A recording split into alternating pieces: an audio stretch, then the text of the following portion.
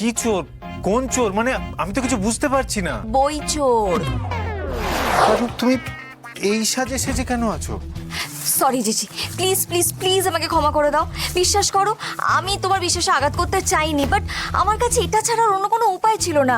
আমি যদি বিষটা না ধরতাম তাহলে চোরকে কোনোদিনও ধরতে পারতাম না। আরে রূপ, কি চোর? কোন চোর? মানে আমি তো কিছু বুঝতে পারছি না। বই চোর। আমি জানি তুমি আমাকে বকেছিলে, তুমি বলেছিলে যে তোমার দাদা এই কাজ করেনি, কিন্তু নিচে যাও না বুঝতে পারবে। ওই ফুলমোড়ারি কাব্যটা তোমার দাদাই চুরি করেছিলেন। নিচে যাও, প্রমাণ পেয়ে যাবে।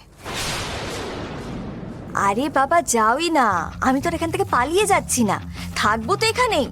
যদি প্রমাণ না পাও ফিরে এসে না হয় আমাকে আবার বকো, আমি কিচ্ছুটি বলবো না। বাট প্লিজ প্লিজ এখন একটু নিচে যাও। ক্ষমা করে দাও প্রভু, আমায় ক্ষমা করে দাও। এই পাপ আমি জীবনে করবো না, ক্ষমা করে দাও প্রভু।